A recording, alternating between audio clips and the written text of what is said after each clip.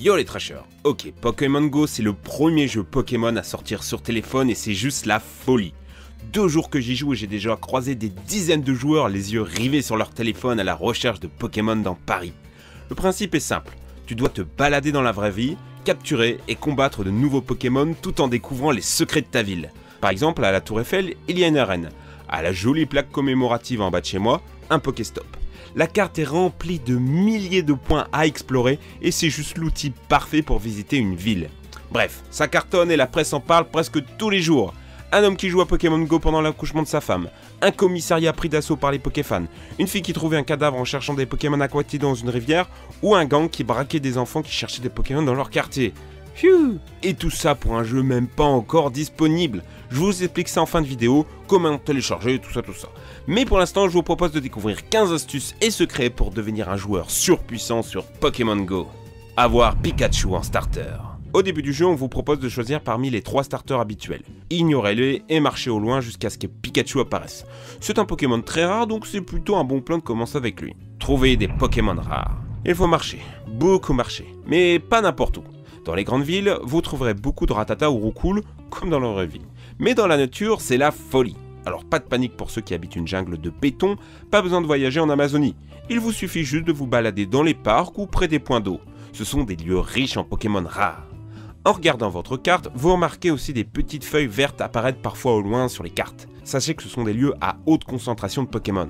Vous pouvez aussi chasser les Pokémon rares en vous servant du radar en bas à droite de l'écran. Cliquez dessus et choisissez les Pokémon que vous n'avez pas encore. Le nombre de pattes en dessous vous indique la distance à laquelle ils sont. Une patte c'est genre 10 mètres. 3 pas c'est moins d'une centaine de mètres. Faites pas vos feignants et partez les capturer car ils ne resteront pas éternellement dans votre périmètre. C'est un véritable jeu de chaud ou froid pour obtenir les Pokémon les plus rares. Bon, et bonus pour les moins courageux, sachez qu'il est possible d'utiliser de l'encens pour attirer des Pokémon. Ou des leurres sur les Pokéstops qui attireront plein de bestioles autour. C'est quand c'est tout rose là. Capturez des Pokémon facilement. Il vous suffit juste de lancer votre balle sur le Pokémon qui apparaît. Un cercle vert, la capture sera facile. Un cercle rouge, vous allez galérer. Utilisez votre index plutôt que votre pouce pour les Pokémon volants qui sont relous à toucher. Attendez aussi que le cercle au centre soit tout petit, ça veut dire que votre chance de capturer est maximale. Il existe aussi la possibilité de charger votre balle en la faisant tourner avant de la lancer. Elle devient tournoyante et vous rapporte des bonus. Sachez qu'il existe aussi des objets pour vous faciliter la capture.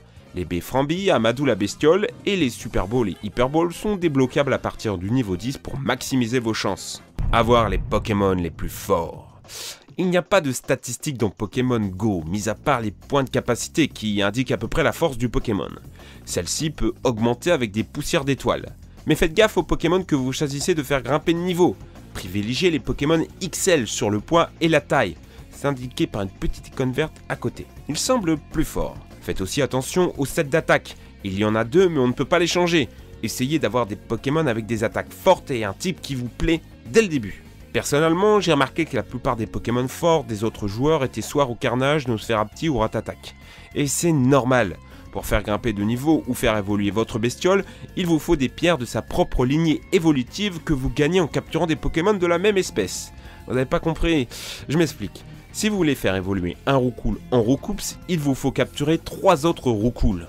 En effet, vous avez besoin de 12 pierres. Vous en gagnez 3 en capturant un Roucoule et 1 en donnant un Roucoule au professeur. En le relâchant quoi. Autant vous dire que pour faire évoluer votre starter, vous allez galérer. Pour faire évoluer un Magikarp en Léviator, c'est ainsi plus de 100 Magikarp qu'il faudra capturer. Mon conseil est donc de capturer un max de Roucoule, de choisir le meilleur et relâcher les autres, de le faire évoluer et d'augmenter ses PC jusqu'au niveau maximal. Ainsi, vous gagnerez facilement les arènes et obtiendrez plus de poussière, donc plus d'évolution. Et après, vous choisissez un Pokémon qui vous plaît, évidemment. Gagner un max d'expérience. Tout rapporte de l'expérience dans Pokémon Go. Visiter un Pokéstop, réussir un joli lancer de Pokéball ou capturer un Pokémon, même déjà obtenu. Il vous faudra donc capturer tous les Pokémon que vous croisez et farmer les Pokéstops à fond. Mais si vous voulez obtenir beaucoup d'expérience, vous avez 3 solutions. Faire évoluer un Pokémon même si vous l'avez déjà, éclore un œuf ou capturer un Pokémon que vous n'aviez jamais vu. Ces 3 choses rapportent le plus d'expérience. Augmenter son niveau de dresseur est plutôt un bon plan. Vous gagnez des objets, vous débloquez des bonus, des capacités et surtout ça vous permet de rencontrer et capturer des Pokémon plus forts. faire éclore ses œufs plus rapidement. Quand vous obtenez un œuf, allez dans votre menu, choisissez Pokémon, œuf et mettez-le dans un incubateur. Vous en avez un au début, mais vous en gagnez d'autres plus tard dans le jeu, par exemple au niveau 6. Pour les faire éclore, il faut marcher 2 km pour les œufs communs et 10 km pour les œufs rares. Je vous conseille plutôt de faire éclore ces derniers car il y a de sacrées belles bestioles à choper. L'astuce pour maximiser son nombre de kilomètres, c'est de prendre le bus ou le tramway. C'est un peu de la triche, mais en tout cas c'est très efficace et vous trouverez aussi plein de Pokémon. Comment obtenir un max d'objets? Vivre dans une grande ville avec plein de monuments est un sacré avantage. Il y a des Pokéstops partout. Pour info, sachez que les Pokéstops se régénèrent toutes les 5 minutes. Bon, par contre, niveau objet, on n'est pas très gâté. Il ne semble pas avoir d'objets ultra rares mis à part les œufs. Conquérir un max d'arènes. Quand vous passez au niveau 5, vous pouvez affronter les arènes. Vous allez devoir choisir votre clan, les jaunes, les bleus et les rouges. Est-ce que ça change quelque chose? Pas tellement. L'idée c'est plutôt de conquérir des arènes et de les colorer à la couleur de votre clan. Mais en vrai, on sait tous que votre but sera de devenir le plus fort en solo. Cependant, vu que 90% des joueurs prennent rouge, je vous conseille de choisir bleu, au moins vos combats d'arène seront plus palpitants. Quand vous gagnez une arène, vous pouvez placer un Pokémon pour la défendre. N'hésitez pas à mettre un Pokémon de bon niveau pour la garder sous votre contrôle, car contrôler une arène, c'est rentable. On y récolte des pièces et des poussières d'étoiles tous les jours. En gérant 10 arènes, vous pourrez gagner jusqu'à 100 pièces et 5000 poussières d'étoiles par jour. Il vous suffit de cliquer sur le bouclier en haut à droite dans la boutique. Gagnez les combats facilement. Les Pokémon s'attaquent automatiquement, mais vous avez des stratégies. Vous pouvez taper avec le doigt sur le Pokémon adverse pour attaquer plus vite, ou attendre que votre barre se recharge et sortir une grosse attaque. Et vous pouvez aussi éviter les attaques en sweepant à gauche ou à droite quand vous avez le signal, vous savez les tchik. Prenez aussi en compte l'affinité de type en formant votre équipe. Le feu bat la glace aussi dans Pokémon Go. Vu que les joueurs ont beaucoup de Pokémon vol, je vous conseille la foudre à la glace. Obtenir Pyroli, Voltali et Aquali. Pas de pierre-feu, foudre ou eau. Évolue au hasard. Ceci dit, certains joueurs ont remarqué que ça dépendait plutôt des attaques de base. Évoli avec plaquage deviendrait Voltali, avec tunnel ce serait Pyroli, et avec météore ça donnerait Aquali. Mais c'est pas confirmé. Économiser la batterie. Ok, Pokémon Go bouffe ta batterie, mais il y a des solutions. Clique sur la Pokéball, va dans les options en haut à droite et coche économiseur d'énergie. Enlève les bruitages et les musiques. Je te conseille aussi sur ton téléphone de baisser la luminosité à fond, éteindre le Wi-Fi si tu es dans la rue et retirer le Bluetooth aussi. La meilleure solution reste cependant de se balader avec un chargeur iPhone supplémentaire. Ça permet de tenir des heures et ce n'est pas très cher. Personnellement, j'utilise celui-ci. Pas cher, efficace. Je vous laisse un lien dans la description. Il y a de quoi jouer des heures dans la rue et ça me paraît indispensable. Comment se connecter à tous les coups? Les serveurs saturent et souvent votre jeu se bloque pendant le chargement. Pas de panique, vous n'êtes pas banni, rien. Relancez juste l'application. Pareil au moment de vous inscrire. Oubliez le club Pokémon, c'est saturé. Préférez la connexion Google. Mais dans ces cas, faites attention à utiliser un compte sans double validation ou un mot de passe trop relou, car on vous le redemandera assez souvent. Comment hacker le jeu? Des petits malins ont déjà trouvé des techniques pour hacker Pokémon Go. Pas les Pokémon capturés car c'est vérifié depuis leur serveur, mais en simulant le GPS de leur téléphone.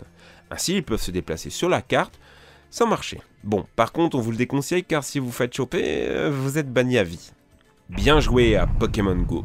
Jouer à Pokémon n'est pas sans risque. Découvrir des cadavres, se faire raqueter, les insolations solaires, les crottes de chat ou les accidents avec des voitures.